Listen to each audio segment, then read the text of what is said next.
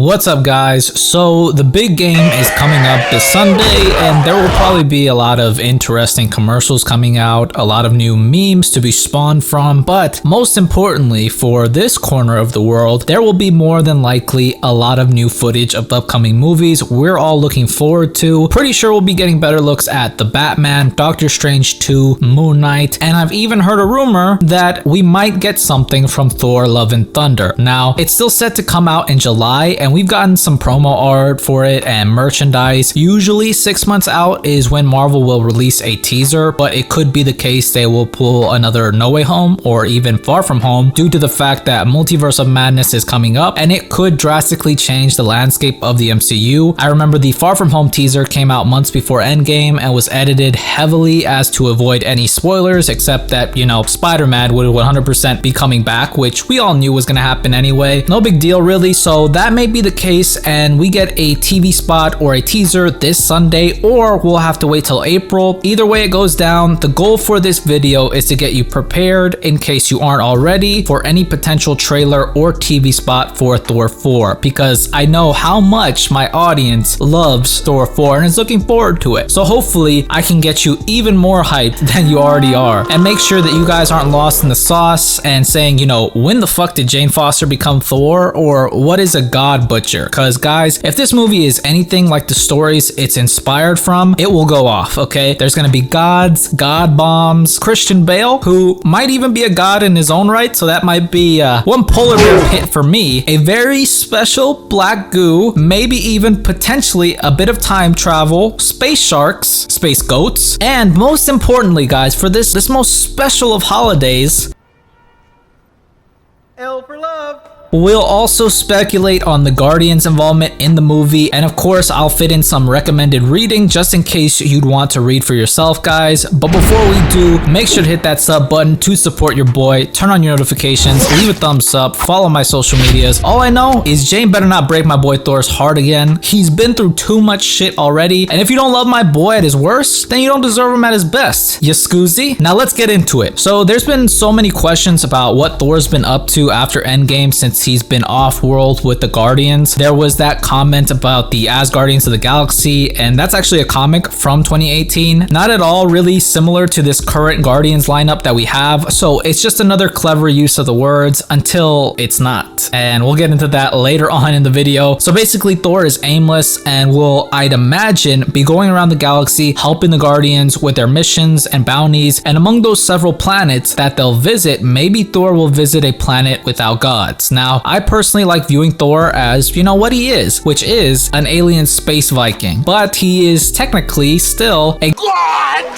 And what are gods supposed to be able to do? He answers prayer. Which in the comics, when it has been shown, has been very heartwarming to see, and it's a very interesting aspect to explore with divine characters that they uniquely hold, especially for one that we've grown as close to as Thor and have seen him in such human and vulnerable moments. I'd imagine Thor would also talk to Star-Lord, or at the very least have some type of mention about his father being a celestial, or, you know, a type of god in the Marvel universe, if we're willing to believe Ego was telling the truth, and how that could make Peter Quill a target for the villain of the movie. Yes, Christian Bale will be playing Gore, the God Butcher, okay? Now, for those that don't know who Gore is, he's more than anything a man. A very badass man who, on his wasteland of a planet, was surrounded by religious zealots in his tribe who would pray to gods that would never answer, and who left Gore and his people to suffer, which led to Gore's wife dying in like this rock slide and having to watch his son die of hunger. This obviously made Gore angry with the gods for never helping, but the zealots around him would still praise him, and that led to an outburst from Gore and his exile from the tribe. And on a fateful day, he watched two gods fall from the sky, one asking for help that was still alive, and this obviously enraged Gore, and he's like, well, where the fuck was my help? I'm fucking starving over here, I'm shitting blood, what the hell? Where was my help? And so the god that was dead, that weapon latched onto Gore, and Gore used it to kill that remaining god, and thus gave Gore the power to set off into the stars to start his mission of living in a godless world by killing all the gods. And he does, and that mainly is thanks to the weapon he wielded, which was revealed to be in Venom 2018, not the movie, the comic, shout out to Donny Cates, the All Black, or the Necro Tommorow sword, or even the God Slayer. Now, this sword, to put it short, was a sword that was made and forged by the symbiote god Null, okay? A mofo that was here in the universe before there was even light in the universe, and then when there was. And then the Celestials came through, and to put that into perspective, because Gore in the comics does hella damage with this sword, the sword was capable of decapitating Celestials, okay? Even before it was forged into a weapon, that's how Nowhere became what it is. That's why so many people have speculated that Null existed in the MCU and that he might be alluded to, which would be extremely unlikely and difficult to do. And honestly, it shouldn't be done until a lot more heavy hitters are introduced into the MCU, because nobody can take on Null right now. Plus, Sony owns the film rights, so unless in the new Spider-Man deal they're gonna let Marvel Studios use his name and his likeness to explain the sword or Nowhere, then we're shit out of luck with that. But it's really hard to talk about this without going off topic and talking just about Null. But basically, so you can get a sense, this guy that Thor is about to go up to has a weapon that he can take to Arishem from Eternal's head, that big mofo that was sunning the Eternals. He could take that weapon to that dude's head and chop it the fuck off. That's how powerful that weapon is. And so that made Gore a motherfucker. One of the most powerful, if not the most powerful, of Thor's villains. Like, Thor had to go through time and meet up with his future self and his past self, and you guessed it, had to use the power of prayer to beat him. But basically, Gore's big play was constructing a god bomb, which was designed by the god of bombs, not joking at all, and it took 900 years to complete an intense god slave labor. Okay, you heard that right. Gore was but a mere mortal and ended up turning gods into slaves that were to develop a weapon that would kill them exclusively, okay? This man's on another level of fucker, another level of hater, and the truest of all problems. So I'm so damn excited to see him, especially since he'll be played by the great Christian Bale. Gore's story itself is quite powerful and easy to empathize with, so I think Bale will absolutely nail it, and I'm looking forward to see how they handle it. The good thing about Gore, guys, is that he doesn't have too many appearances in the comics, so it's very easy to catch up on him. So I'd recommend reading Thor God of Thunder issue 1 through issue 12. That should do you well to catch up on this character. Now, the other main attraction would be Jane Foster becoming the mighty Thor, another god added to the fold, right? Now, in the comics, after Thor became unworthy, which coincidentally was when he was told by a Watcher-imbued Nick Fury that Gore was right, basically, and that made him unworthy. And that's when Jane Foster became Thor out of, I believe, necessity for another Thor, since Thor was out of the picture. Now, I have no idea how Mjolnir will come back, if they're gonna go to Nidavellir and reforge it, put the pieces back together, or how it will come to Jane, honestly. Remember, Hela broke it into pieces during Ragnarok, but it looks to have reformed from the promo art that we've seen. I feel like the only way that can happen is if Thor can't wield Mjolnir anymore, which I'm not sure how I feel about. Maybe it comes to Jane because Mjolnir is familiar with Jane because of her time with Thor, and there's a necessity for her to wield it and become a god of Earth. I just really hope they handle this well and don't shit on Thor to elevate Jane, because in the comics they made Jane like crazy powerful to the point she was taking it to Odin, and it felt like Jason Aaron, the writer, was going hard in the paint to say women are strong and awesome, which is a nice message to send, but you really don't need to be as ham-fisted with your message to the point she's barely been superheroing and she's handing a god who's done battle in great wars for eons his ass, okay? It's fine for characters to fumble, to get beat. It doesn't make them any less awesome or strong or cool. Honestly, the vulnerable moments really make the character very endearing and compelling, just like when Mando burns his leg with the Darksaber, but he's still a badass because he's resourceful and he's clever. Those are very compelling things for a character, so I hope they do that with Jane. So hopefully we'll see a progression with her skills as the mighty Thor during the movie. Even if I didn't necessarily love the comic character, I'll love it if they do it good in live action. Now, we know that Russell Crowe was cast as Zeus and Akosia Save as Bast, the panther goddess from Wakanda, so it could stand to reason we'll get to really see the pantheon of gods in the MCU expanded. Maybe we'll get to see Hercules, maybe Khonshu. I don't know if there will be any dark gods that will be explained or displayed, but Gore is out for all of them, okay? It's gonna be interesting to see how they adapt the mighty Thor and Thor God of Thunder to the MCU. There's so many different routes they could take. Luckily, any way you slice it, they're all equally epic. So I personally cannot wait for Thor 4. I wonder if they will touch on the time travel travel aspect, or instead of that, maybe they'll introduce more Thors by creating more hammers, and we'll see Thor, Jane Foster Thor, and maybe even Beta Ray Bill. Who knows? We know he exists, but maybe he doesn't have the hammer yet, and who knows? Guys, I would shit myself. I would shit all the blood if we do see Throg. I hope we see Throg, guys. We need more Throg. We'll make Thor 4 actually have 4 Thors. It's brilliant. I'm a genius. Now that's an actual Asgardians of the Galaxy team up I could see. I'd imagine a fair amount of the movie will be Thor and Jane resolving their relationship as well. Anyways, guys, it's a bit too early to comment much else before we see any actual footage, so I don't want to make too many predictions, but mostly I just wanted to get you guys familiar with the characters that we will be seeing, that we know we're going to be seeing, and hopefully you guys are a bit more prepared for Thor Love and Thunder and are a bit more hyped than you already are. But let me know, do you guys think we're going to see any Thor Love and Thunder on Sunday, or do you think, nah, it's too early, we're not going to see anything, it's just going to be Doctor Strange and Moon Knight and all the other DC shit, that's it, you're crazy? And if we do, what are you excited to see? Let me know. If you like the video, leave me a thumbs up, comment down below. If you want, subscribe. I always appreciate it. Thank you guys so much for watching. I hope you all are well, and I'll see you in the next one.